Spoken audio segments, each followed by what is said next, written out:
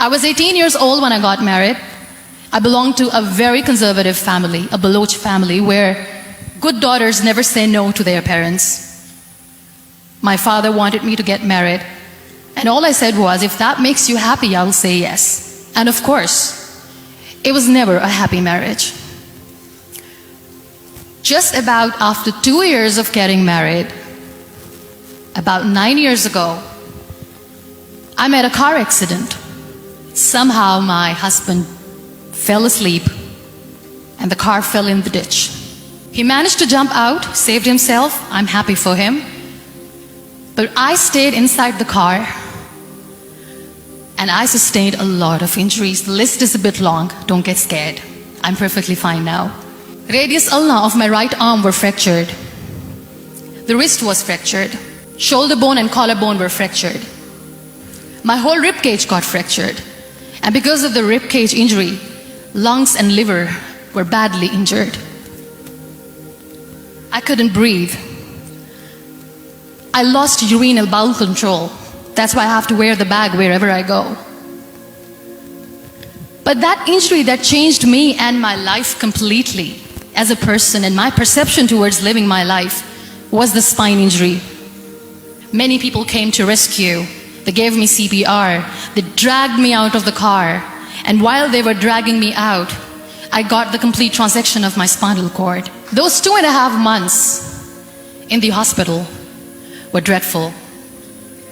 I will not make up stories just to inspire you. I was at the verge of despair.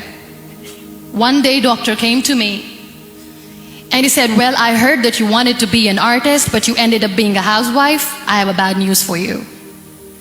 You won't be able to paint again because your wrist and your arm are so deformed, you won't be able to hold a pen again. And I stayed quiet. Next day, doctor came to me and said, your spine injury is so bad, you won't be able to walk again. I took a deep breath and I said, it's all right.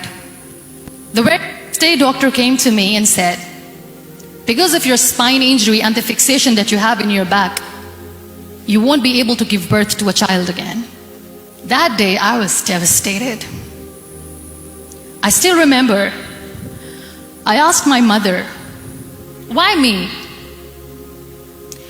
And that is where I started to question my existence. That why am I even alive? My mother said to me, this too shall pass. God has a greater plan for you. I don't know what it is, but He surely has. And in all that distress and grief, somehow or the other, those words were so magical that they kept me going. I was trying to put that smile on my face all the time, was hiding. It was so hard to hide the pain, which was there. But all I knew was that if I will give up, my mother and my brothers will give up too. I cannot see them crying with me. So what kept me going was, one day I asked my brothers, I know I have a deformed hand, but I'm tired of looking at these white walls in the hospital and wearing these white scrubs. I'm getting tired of this. I want to add more colors to my life. I want to do something. Bring me some colors, bring me some small canvas. I want to paint. So the very first painting I made was on my deathbed, where I painted for the very first time. It was not just an art piece or just my passion. It was my therapy. What an amazing therapy it was. Without uttering a single word, I could paint my heart out. I could share my story. People used to come and say, what lovely painting. So much color. Nobody could see the grief in it. Only I could. And that day I decided that I'm going to live life for myself. I am not going to be that perfect person for someone. I am just going to take this moment and I will make it perfect for myself. And you know how it all began? That day I decided that I'm going to fight my fears. We all have fears. Fear of unknown, fear of known, fear of losing people, fear of losing health, money. We want to excel in career, we want to become famous, we want to get money. We are scared all the time. So I wrote down one by one all those fears, and I decided that I'm going to overcome these fears one at a time. You know what was my biggest fear? Divorce. I couldn't stand this word. I was trying to cling on to this person who didn't want me anymore, but I said no. I have to make it work. But the day I decided that this is nothing but my fear, I liberated myself by setting him free. And I made myself emotionally so strong that the day I got the news that he's getting married, I sent him a text that I'm so happy for you and I wish you all the best. And he knows that I pray for him today.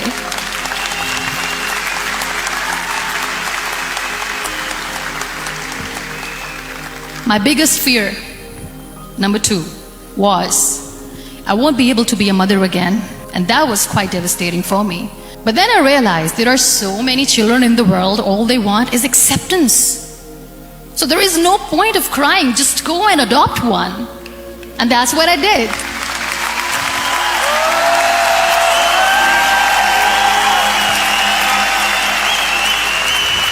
I gave my name in different organizations, different orphanages, and I waited patiently.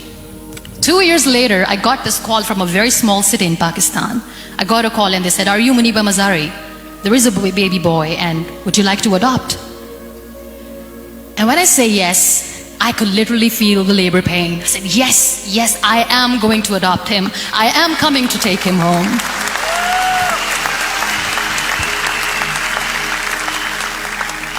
And that day, I was 2 days old, and today he's 6. You know, when you end up being on the wheelchair, what's the most painful thing? That's another fear that people on the wheelchair or the people who are differently abled have in their hearts, but they never share. I'll share that with you. The lack of acceptance. People think that they will not be accepted by the people because we, in the world of perfect people, are imperfects. So I decided that instead of starting an NGO for disability awareness, which I know will not help anyone, I started to appear more in public. I started to paint. I always wanted to. I have done a lot of exhibitions. I'm Pakistan's first wheelchair-bound artist.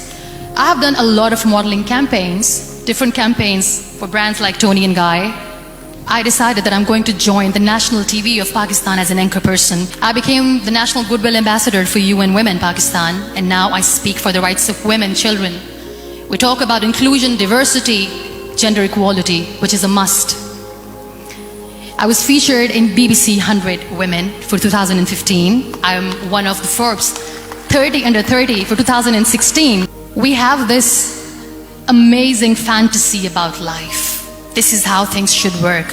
This is my plan. It should go as per my plan. If that doesn't happen, we give up. So my dear friends, let me tell you one thing. I never wanted to be on the wheelchair. Never thought of being on the wheelchair. I was always aspiring to do bigger things, but had no idea that for that I have to pay the price to be where I am today. It's a very heavy price. This life is a test and a trial, and tests or trials are never supposed to be easy. So when you are expecting ease from life, and life gives you lemons, then you make the lemonade, and then do not blame life for that, because you were expecting ease from a trial. Trials make you a stronger, better person. Life is a trial, and with time you realize that. It is okay to be scared. It is okay to cry. Everything is okay, but giving up should not be an option. They always say that failure is not an option. Failure should be an option, because when you fail, you get up, and then you fail, and then you get up, and that keeps you going. Embrace each and every breath that you are taking. Celebrate your life. Live it. Don't die before your death. Real happiness lies in gratitude. So be grateful, be alive, and live every moment.